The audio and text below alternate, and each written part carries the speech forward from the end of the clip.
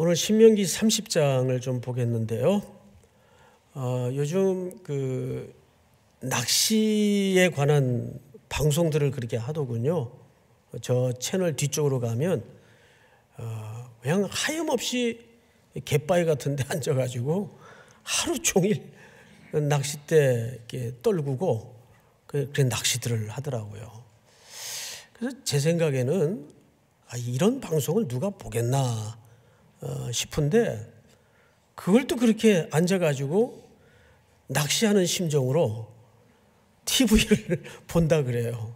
그러다가 우연히 제가 낚시하는 분을 한번 만났던 적이 있어요. 이 낚시하는 분을 만나면 골프에 미쳐있는 분 못지않게 그 나름대로의 낚시에 대한 철학과 이해가 오묘하고 깊더군요. 근데 그분이 그 얘기 중에 한 가지 저한테 물어요. 목사님, 세계에서 낚시 바늘을 제일 잘 만드는 나라가 어느 나라인지 압니까? 뭐 낚시도 모르는 사람한테 그걸 물으면 제가 어떻게 대답을 하겠어요? 저는 낚시를 평생에 딱 한 번 가봤어요. 그것도 공장 생활할 때 고등학교를 잠시 중퇴를 하고 공장 생활을 할 때 일요일 날이었는데 그 반장이 저를 그렇게 아들처럼 이뻐했어요. 그것도 참 부담이더라고요. 네? 심지어는 저를 양아들 삼으려고 제가 무리하게 철야를 하고 밤새 일을 하니까 한날은 불러요. 너 왜 이렇게 어린애가 무리하게 철야를 신청해서 일을 하냐. 그래서 사정 얘기를 했죠. 제가 빨리 학교 복학을 해서 집안을 일으켜야 됩니다. 그랬더니 가만히 저를 쳐다보시더니 내가 너를 1년 동안 지켜봤는데 보니까 네가 참 성실하더라. 아저씨가 너 대학까지 공부 다 시켜줄 테니까. 그분이 마침 자식이 없었어요.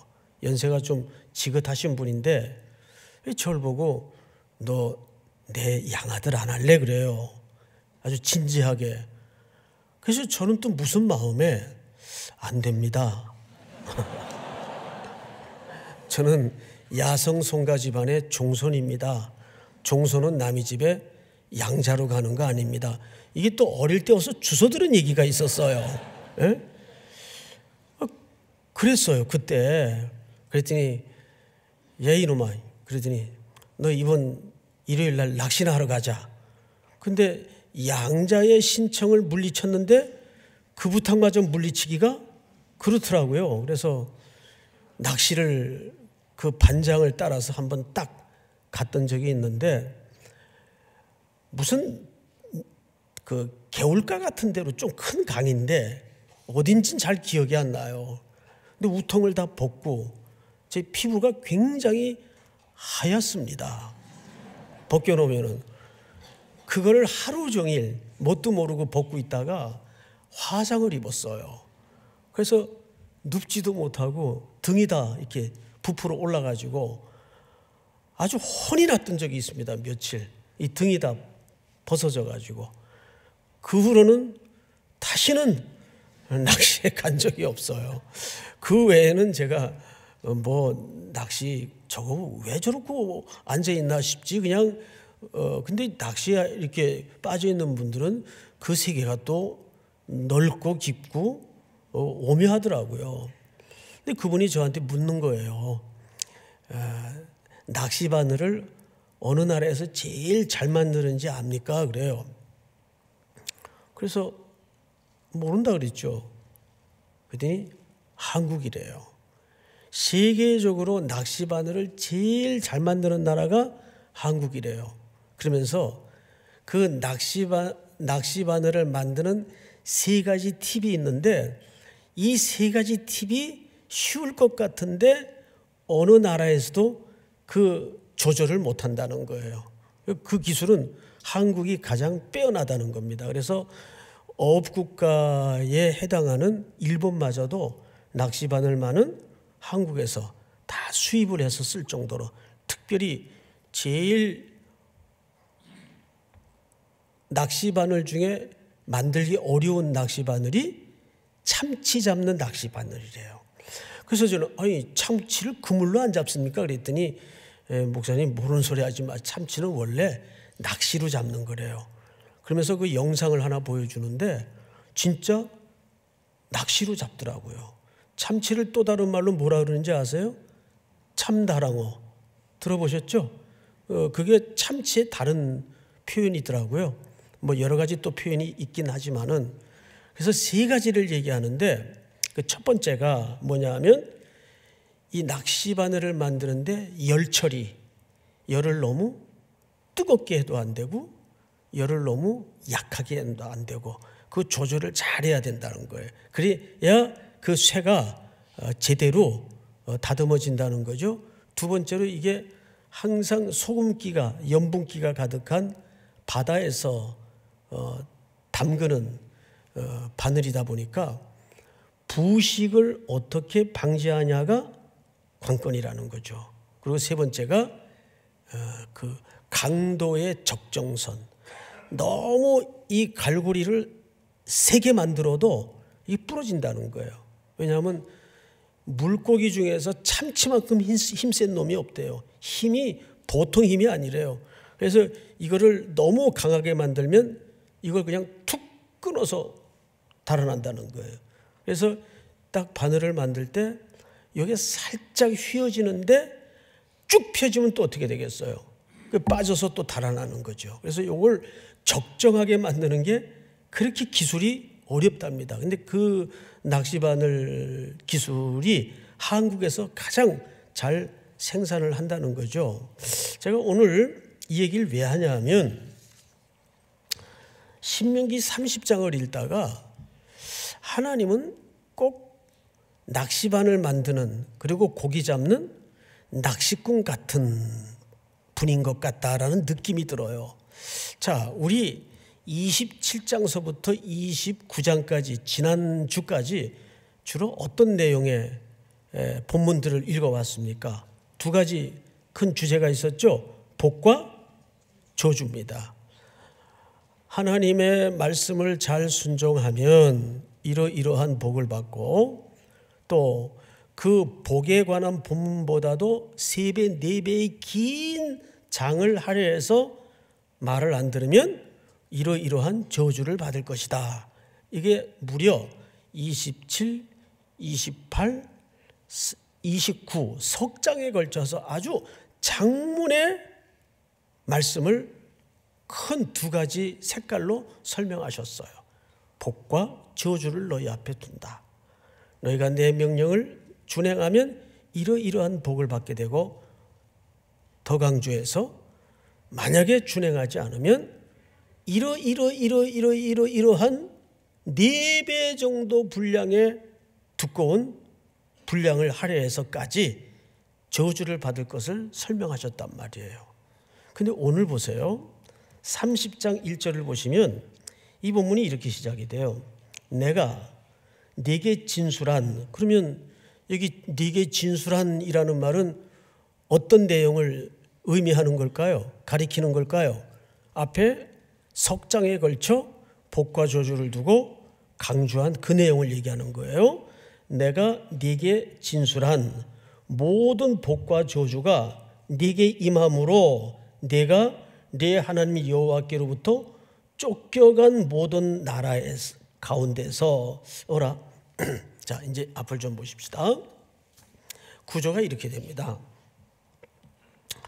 27장서부터 29장까지는 복과 저주라는 카테고리로 하나님의 백성들에게 준행하여 행복한 결과를 얻어 살 것을 누누이 강조했어요.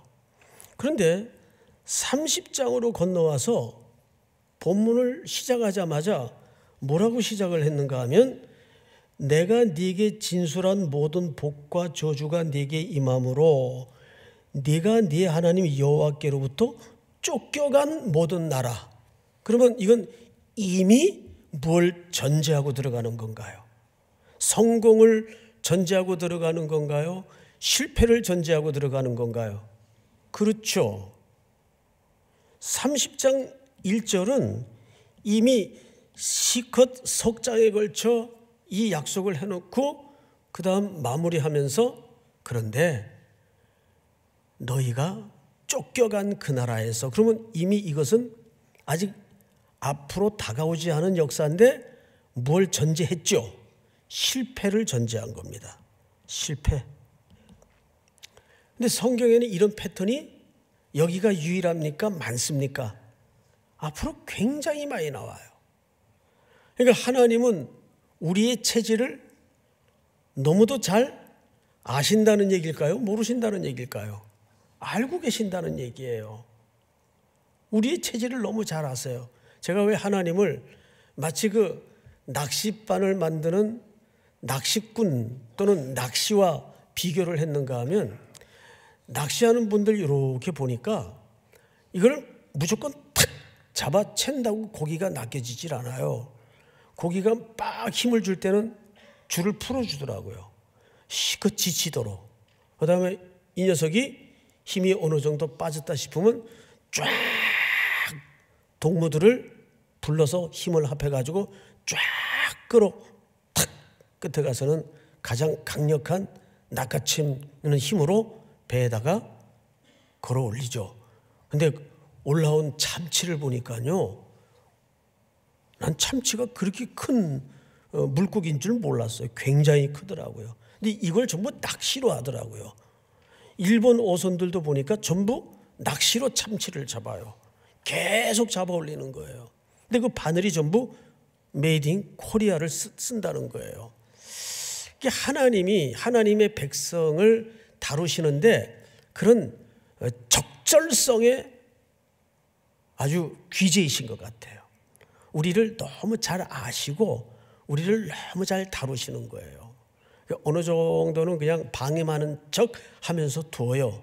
그런데 아하, 얘 더 두었다가는 아주 수렁에 빠져서 그냥 죽겠다 싶을 때는 그 거의 언저리쯤 갔나 싶으면 그때 하나님께서 힘을 줘서 또 땡기는 거예요. 근데 3장에 걸친 27, 28, 29 긴 복과 저주에 대한 약속을 전부 설명한 다음에 오늘 그걸 마무리하면서 30장 첫 절에서 내가 네게 진술한 모든 그래, 그리고는 네가 쫓겨간 나라에서, 그럼 이미 이거는 실패를 할 것을 하나님은 아셨다는 얘기예요. 자, 그리고 이제 보십시다. 여호와께로부터 쫓겨간 모든 나라 가운데서 이 일이 마음에서 어떻게 하거든? 자, 기억나거든, 이렇게 돼 있어요. 이게 이제 슈브라는 말을 쓰는데 히브리 말로 슈브, 이게 무슨 뜻인지 아세요? 이게 누가복음 15장에 나오는 탕자 둘째 아들의 정확한 모습이에요. 회개를 얘기합니다. 이 기억나거든이라는 말은 히브리적 개념으로 회개의 개념이 여기서 생성이 됩니다. 그러니까 회개는 뭐부터 시작을 하는 거죠? 기억나는 것부터 시작을 하는 거예요. 누가복음 15장에 보면 아버지의 재산을 다 들어먹고 그 둘째 아들이 제일 먼저 뭘 기억해냈죠? 아버지의 집을 기억해요. 내 아버지의 집에는 품꾼도 많고 먹을 것도 많고 좋은 옷이 있건만, 그러면서 끙 하고 일어나서 아버지의 집으로 몸을 일으켜 돌아가죠. 이게 슈브예요. 근데 그것이 무엇으로부터 시작이 됐나요? 기억함으로부터 시작이 된 거예요. 그래서 우리에게 기억이라는 것은 굉장히 중요합니다. 도슨 트로트맨이라는 성경 암송을 통해서 주께 돌아오다라는 이렇게 소책자를 쓴 분이 있어요. 그분의 간증에 보면 어린 시절에 좀 불량한 생활을 했어요. 밤에 친구들과 마켓을 털려고 들어갔는데 하필 마켓 그 지붕을 가로지르는 그 횡단 이렇게 횡으로 쳐져 있는 기둥 같은데 어릴 적에 주일학교 다니면서 암송했던 하나님의 말씀이 거기 적혀 있는 거예요. 그 자리로 돌아서서 그는 교회로 뛰어들어갔습니다. 내가 지금 여기서 무슨 짓을 하고 있나? 그러니까 하나님께서 그 성경을 통해서 이 사람에게 뭘 기억나게 한 겁니까? 어릴 적 자기의 마음속에 심겨졌던 하나님의 말씀을 기억나게 만든 거예요. 믿습니까? 그러니까 회개의 출발은 언제나 기억함으로 돌아가려는 생각을 하나님께서 그 의지를 마음속에 집어넣으시는 거죠. 그러니까 여기 문법을 보면 이 기억나게 하는 것도 결국 그 주권자가 자기의 의지적으로 기억을 퍼올리는 게 아니라 하나님께서 기억을 나게 만드는 거예요. 믿습니까? 굉장히 중요한 주제예요. 여러분, 요셉이 감옥에 갇혀 있을 때 최소한 몇 년 이상 갇혀 있었어요. 2년 이상 갇혀 있었어요. 2년 이상입니다. 뭘로 알 수 있냐면 술 맡았던 장관이 꿈 해석을 통해서 풀려나죠. 그 꿈을 누가 해석했죠? 요셉이 해석했어요. 해석은 여호와께 있습니다 하고 들어보니까 별거 아니야. 이 사람은 3일 후에 억울한 것이 드러나서 복직될 것을 예고했고 3일이 지나니까 떡 맡은 장관은 목이 달려 처형이 되고 이 술 맡았던 장관은 음모가 다 풀려서 복직이 됐어요. 이 술 맡았던 장관이 나가면서 요셉에게 뭘 약속했겠어요? 요셉, 네 팔자는 이제 불운한 운명은 끝이야. 내가 어떻게 네 은혜를 잊겠니? 걱정하지 마. 정리되는 대로 너를 곧 석방시켜주마. 당연히 그랬겠죠. 근데 몇 년이 잊혀졌습니까? 2년이 잊혀져요. 2년. 기가 막히죠? 어떻게 그걸 잊어요? 예? 근데 이 술 맡은 장관이 감옥에서 풀려난 이후부터 그 다음 날부터 요셉에게는 뭐가 시작이 됐나요? 희망 고문이 시작이 됐어요. 오늘은 소식이 오겠지. 없어요. 정리하느라고 바빠서 그랬을 거야. 다음 주는 꼭 소식이 올 거야. 없어요. 그래도 그렇게 높은 분인데 일이 뭐 간단히 정리되겠어? 그 다음 주는 소식이 올 거야. 소식이 없어요.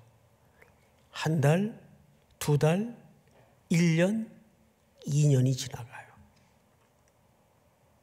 근데 이 술 맡은 장관이 몇 년 만에 요셉을 기억해냅니까? 2년. 근데 그 기억하다 할 때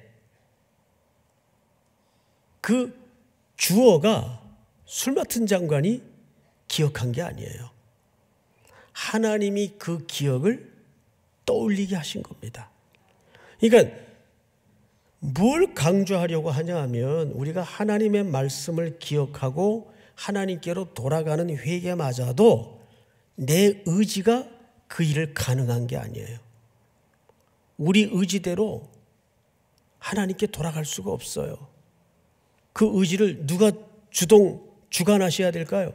하나님께서 주관하셔야 돼요. 둘째 아들이 배가 고프니까 그제야 정신이 나서 돌아갈 마음을 가졌을까요? 아닙니다. 오늘 성경에 1절에 보니까 이 일이 마음에서 기억나거든 그랬어요. 그러면 이 일이 뭘까요? 복과 저주에 대한 하나님의 말씀을 얘기하는 겁니다. 믿습니까? 하나님의 말씀은 살았고 운동력이 있어서 하나님의 말씀은 운동력이 있습니다. 믿으십니까? 그래서 들리든지 안 들리든지 신기한 게요. 어린이들 교회 풀어놓으면 설교 시간에 장난 아니에요. 하나도 안 듣고 사방에 막 돌아다녀요. 밖에 나갔다 들어왔다 나갔다 들어왔다. 그런데도 집에 가서 오늘 전도사님이 오늘 목사님이 뭐 설교하셨어? 그러면 요셉이 감옥에 들어갔는데 2년 동안 다 얘기를 해요. 다. 그러니까 여러분들하고 다른 게 뭔지 아세요? 여러분들은 가만히 앉아 있는데 하나도 기억을 못해요. 근데 애들은 싸돌아다니는데 다 기억을 해요. 그래서 애들이 교회 와서 예배 안 드리는 것 같고 뛰어노는 것 같아도 무조건 예배당에 풀어놓으세요. 그러면 오며 가며 다 듣습니다. 제가 언젠가 이 저녁 예배 시간에 이런 비유를 드렸어요. 우리 어릴 때는 집집마다 다 가난했던 시절이니까 그 부엌 같은데 뜨뜻한 아루목 같은데 콩나물을 다 키웠어요. 그럼 아침 저녁으로 콩나물에다 물을 주어요. 그러면 물을 부으면 거기 남는 게 하나도 없어요. 다 빠져나가지. 그 이놈의 콩나물이 저렇게 물이 다 빠져나가가지고 자랄까 싶은데 한 보름만 돼보세요. 대가리가 쑥 올라와요. 그리고 쭉쭉쭉 정말 콩나물 자라듯 자라요. 예? 근데 그거를 좀 많이 먹었어야 됐는데 다 빠져나가는 것 같은데 그게 빠져나가는 게 아니에요. 여러분들도 지난주 설교 내용 들어보면 여기 90%는 그냥 벙할 겁니다.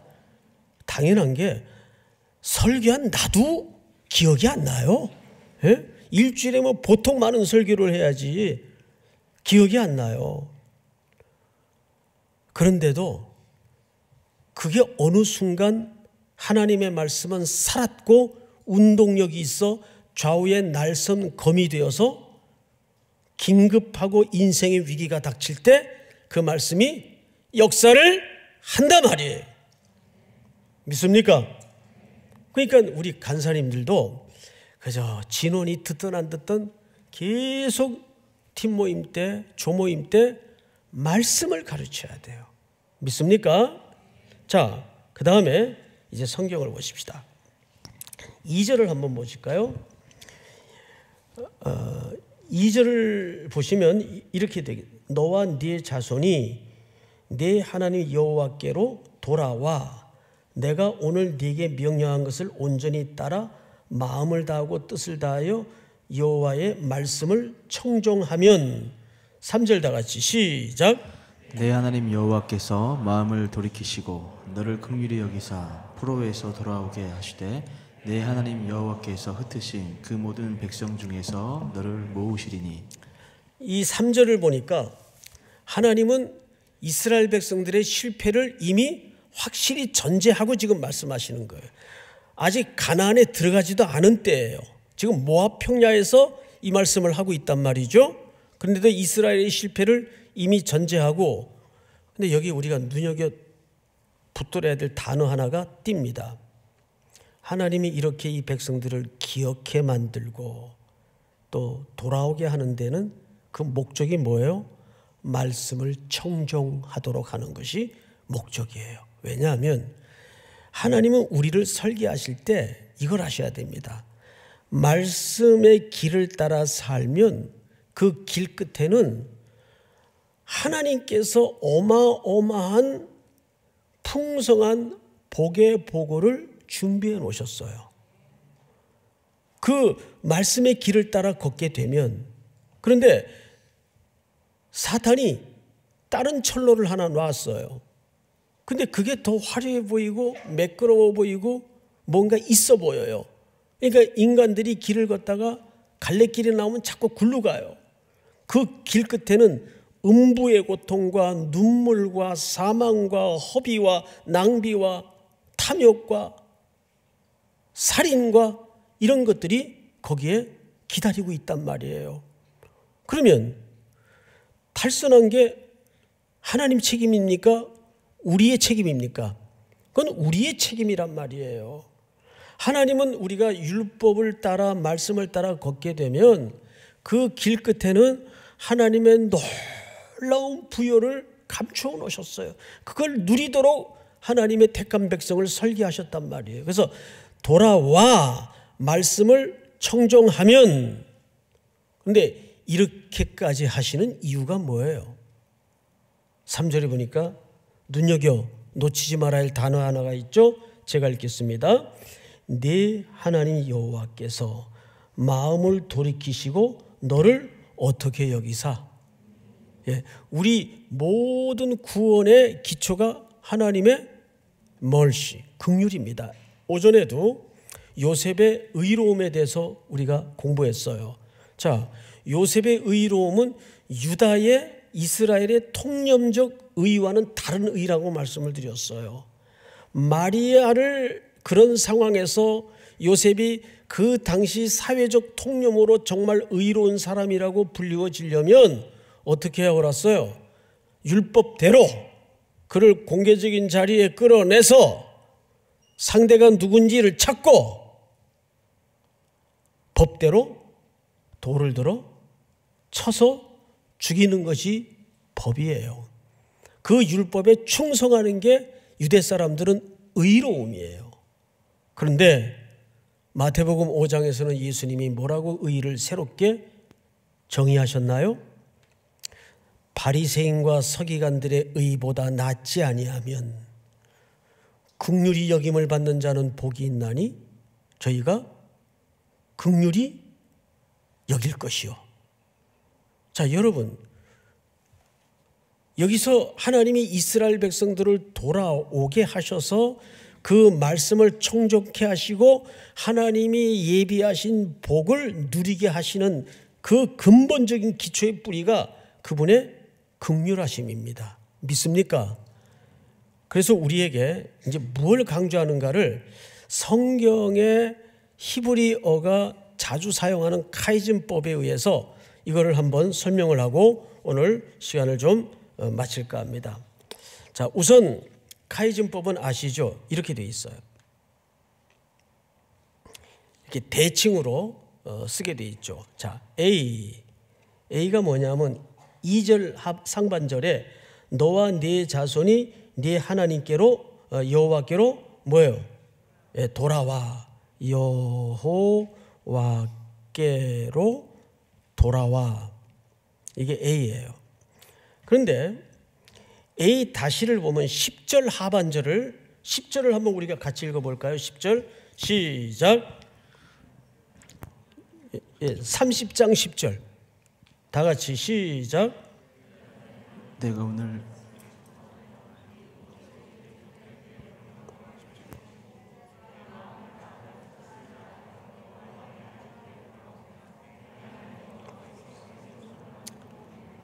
예, 10절 하반절은 좀 본문이 긴데 네 마음을 다하며 뜻을 다하여 여호와 네 하나님께로 또 여기 뭐라고 돼 있죠?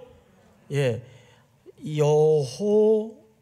여호와께로 돌아와 이렇게 돼. 돌아와. 그럼 이게 뭐가 돼야 되겠어요? A 다시가 돼야 되겠죠. 그렇죠? 자, 그다음에 A 다음에 B는 뭐냐 하면 2절 하반절을 보시면 마음을 다하고 뜻을 다하여 여호와의 말씀을 청종. 여호와께로 돌아와 여호와의 말씀을 어떻게? 청종하라.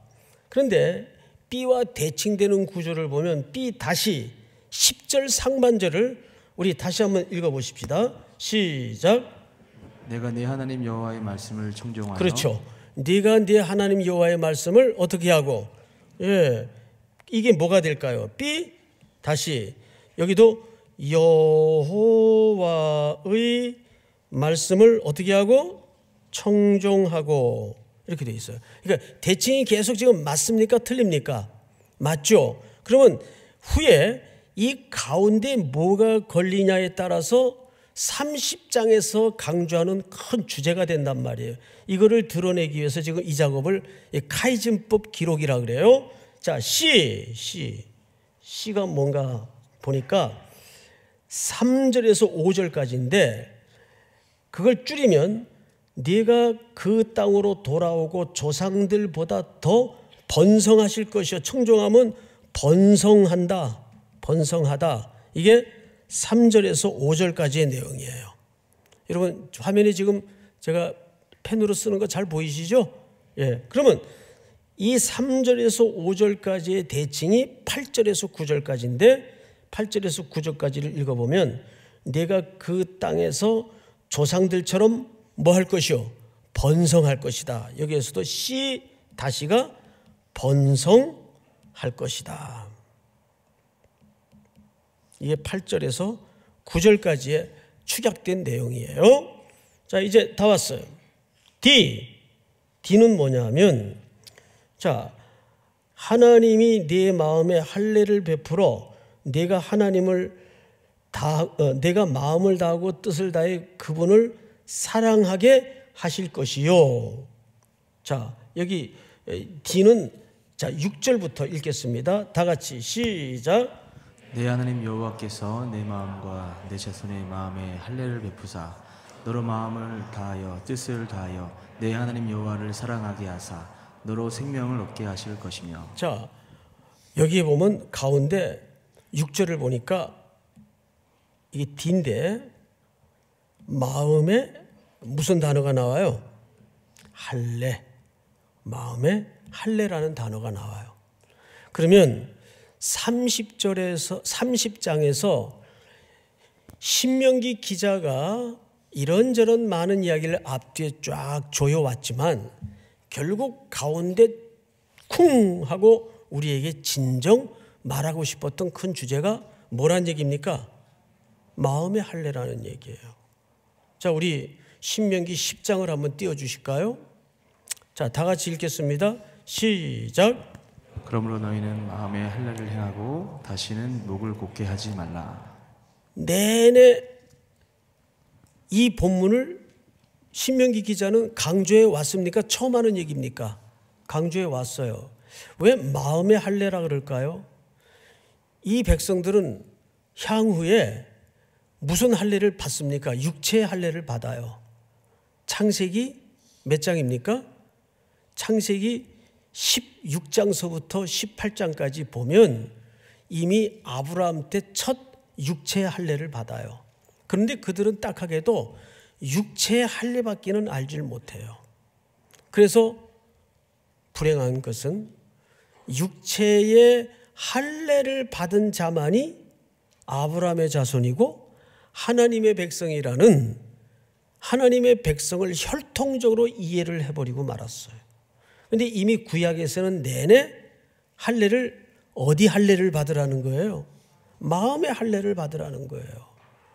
이것은 이스라엘 역사의 뼈아픈 착오와 실수를 40년을 지나면서 이들이 모세를 비롯해서 얼마나 황당하게 하나님 앞에 불순종하고 넘어졌던지를 누가 제일 잘 알까요? 첫째는 하나님이 제일 잘 아시고 두 번째는 누가 잘 알까요? 본인들이에요. 본인들이 제일 잘 알아요. 그래서 이제는 율법의 행위로 강조해야 이 백성들이 안 된다는 걸 모세가 알아요. 그래서 이제는 무슨 할례를 강조합니까? 마음의 할례를 강조해요. 자, 그러면 마지막으로 이 마음의 할례가 무슨 뜻인지를 이제 설명을 하고 마치도록 하겠습니다. 우리 에레미야 31장을 좀 띄워주실까요? 여호와의 말씀이니라 보라 날이 이르리니 내가 이스라엘 집과 유다 집에 무슨 언약을 맺으리니 새 언약을 맺으리라. 다음 절.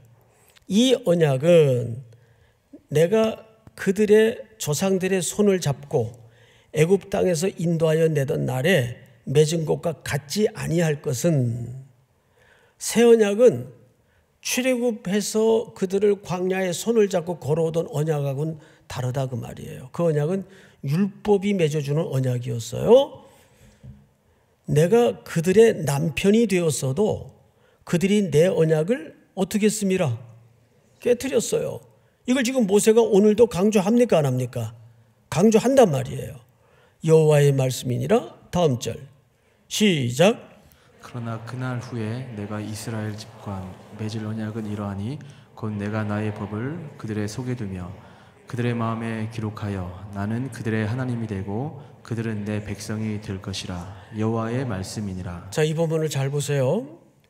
이제는 새 언약을 맺는데 나의 법을 그들 어디에 두겠대요? 마음속에 두겠대요. 그들의 마음에 기록하여 나는 그들의 하나님이 되고 그들은 내 백성이 될 것이라. 여호와의 말씀이니라. 자, 그러면 이런 논리가, 새 언약은 모세가 우리에게 주었던 그런 공식이 아니고 우리 어디에다 심겠대요? 신비, 마음에 넣어두겠대요. 마음. 그래서 오늘 무슨 할례를 받으라 그랬죠? 마음의 할례를 받으라 그랬어요. 그리고 그 다음 절 다 같이 시작.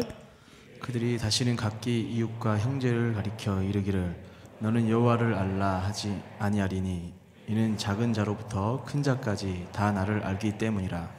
내가 그들의 악행을 사하고 다시는 그 죄를 기억하지 아니하리라. 여호와의 말씀이니라. 이제는 하나님의 말씀을 그들 심령에 두어서 다시는 그들이 죄를 기억하지 않게 하겠대요. 이게 이제 점점 마음의 할례에 대한 설명을 드러내시는 건데 한 절만 더 보십시다. 에스겔서 36장. 내가 너희를 여러 나라 가운데서 인도하여 내고 여러 민족 가운데서 모아 데리고 고국 땅으로 들어가서 시작. 맑은 물을 너희에게 뿌려서 너희로 정결하게 하되 곧 너희 모든 더러운 것에서와 모든 우상 숭배에서 너희를 정결하게 할 것이며. 다음 절. 또 무슨 영? 새 영을 너희 속에 두고 새 마음을 너희에게 주되 너희 육신에서 굳은 마음을 제거하고 부드러운 마음을 줄 것이며. 다 같이 시작. 또 내 영을 너희 속에 두어 너희로 내 율례를 행하게 하리니 너희가 내 규례를 지켜 행할지라. 새 영, 내 영 어디에 두겠대요? 우리 마음에 두겠대요. 이건 뭘 얘기하는 걸까요? 이제 신약 시대에는 곧 성령이 아예 우리 마음속에 들어오셔서 우리를 통치하시고 제압하시고 인도하시고 순종케 하겠다는 역사예요. 그걸 약속하는 거예요. 왜? 이제는 말로 안 되니까 하나님의 법이 내 안에 들어오시고 성령이 내 안에 들어오셔서 우리의 삶을 통치하시고 인도하시고 제압하시겠다는 얘기예요. 자, 그러면 조금 더 나가서 예레미야 17장 9절은 우리에게 이렇게 우리를 소개합니다. 만물보다 거짓되고 심히 부패한 것은 마음이라 누가 능히 이를 알리오마는. 우리 마음이 원래는 어떤 마음이었어요?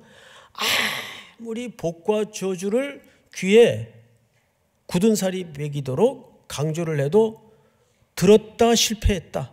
실패했다 그 말이에요. 그래서 이제는 그 말씀과 하나님의 영을 우리 속에 집어넣어 주시겠대요.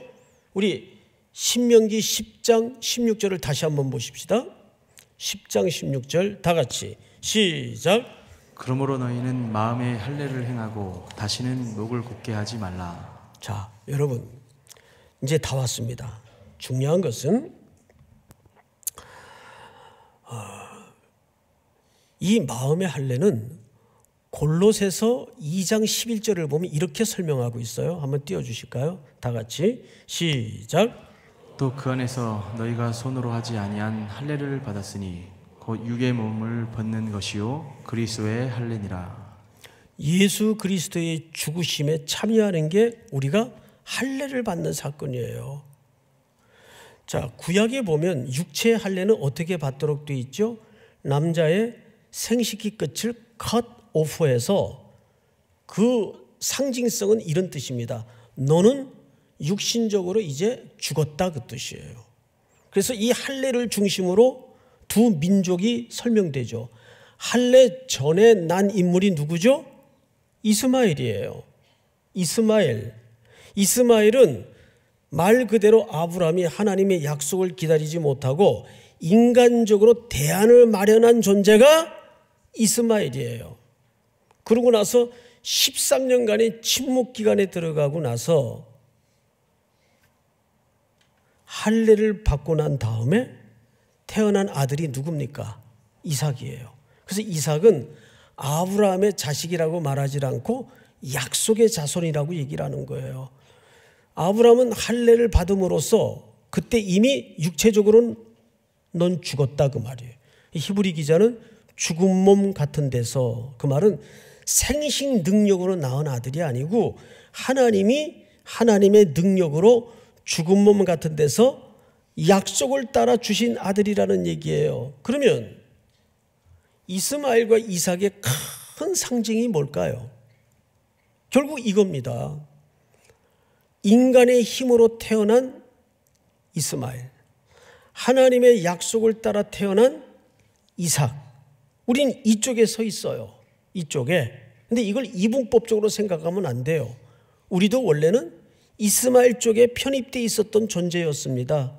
그런데 구주의 죽으심으로 아브라함이 할례를 받았다는 것은 장차 예수 그리스도께서 자기 몸을 찢어 십자가에 죽으시는 사건을 할례라고 얘기를 합니다. 할례라는 것은 구약에 가면 세례로도 설명을 해요. 세례는 뭐예요? 육에 대해서 죽고 영에 대해서, 약속에 대해서 사는 사건을 세례라고 말하지 않습니까? 그러니까 예수 그리스도께서는 그 죽음의 강을 우리를 등에 업고 건너신 거예요. 믿습니까? 그래서 그리스도의 할례에 우리는 어떻게 된 자예요? 합해진 자입니다. 그러니까 성경에 보면 11절 마지막입니다. 다 같이 한번 읽겠습니다. 30장 11절 시작.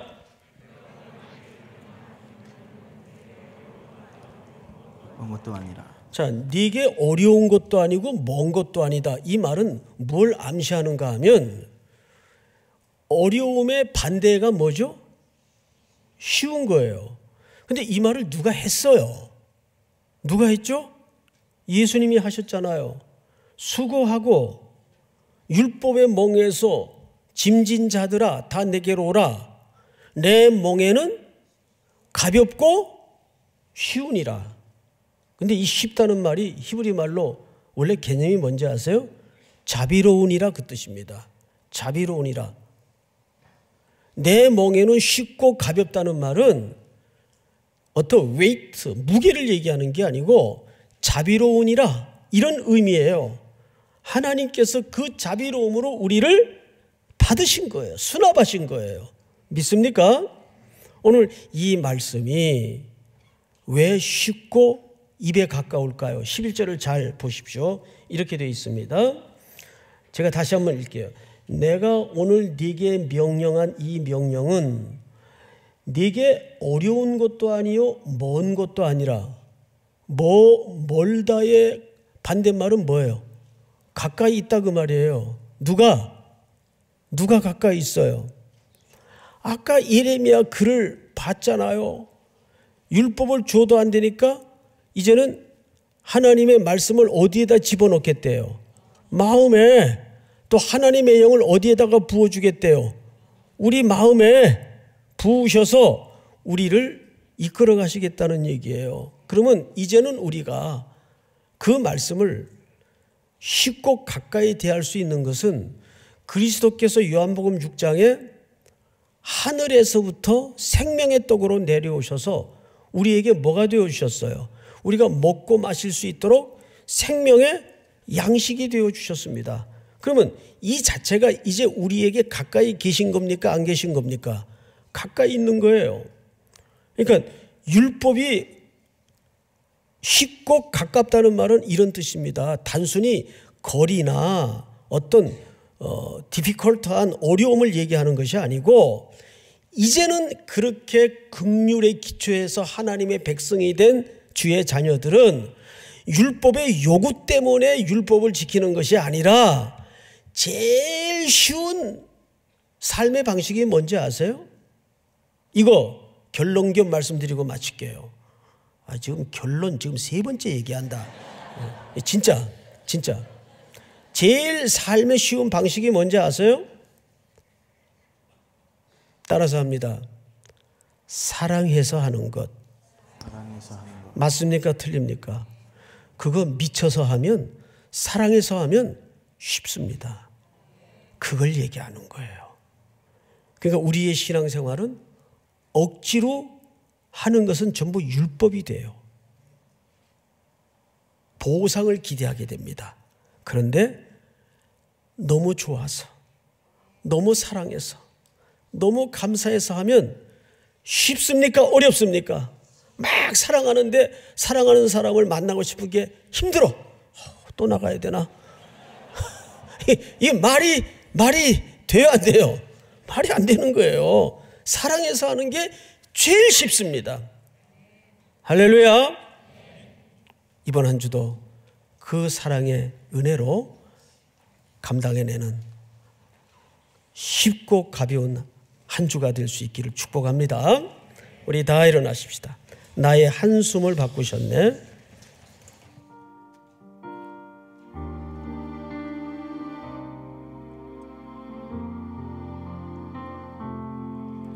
고달픈 삶의 은혜도 무뎌지고 곧 사라질 것에 내 맘 그네 헛되고 헛된 것들을 바라보며 그 은혜를 놓치며 살았네. 주어진 삶을 묵묵히 살아가며 날 붙드신 주 예수를 보내 사망 가운데 놓여진 나의 삶을 날 건지신 그 이름 예수. 나의 한숨을 바꾸셨네. 나의 한숨을 바꾸셨네. 주를 향한 노래로 소망의 노래로 나의 눈물을 거두신 주 예수 이름 안에 살게 하소서. 나의 한숨을 바꾸셨네. 나의 한숨을 바꾸셨네. 주를 향한 노래로 소망의 노래로 나의 눈물을 거두신 주 예수 이름 안에 살게 하소서. 우리 한번 서신 채로 이제 한 주를 이렇게 출발하면서 기도합시다. 주의 법이 내 마음에 늘 있게 하시고 주의 영이 내 마음을 떠나지 않도록 도와주시옵소서. 무겁고 힘겨운 길이 아니라 사랑해서 미쳐서 흥겨워서 걷는 이 길이 되게 하여 주시옵소서. 또 여러분들이 한 주간 감당해내야 될, 만나야 될 일들, 처리해야 될 일들, 참 까다로운 일들 우리 힘으로 할 수 없습니다. 우리는 우리가 만들어내는 대안이 이스마일이라는 존재밖에 없습니다. 약속을 따라 주의 힘으로 사는 또 한 주간이 될 수 있도록 도와주시옵소서. 또 새벽을 깨우는 한 주가 될 수 있도록 인도해 주시옵소서. 우리 한번 주여 부른 다음에 소리내어 통성으로 기도합시다. 주여. 아버지 하나님 감사합니다. 영광을 주시옵기를 간절히 원합니다.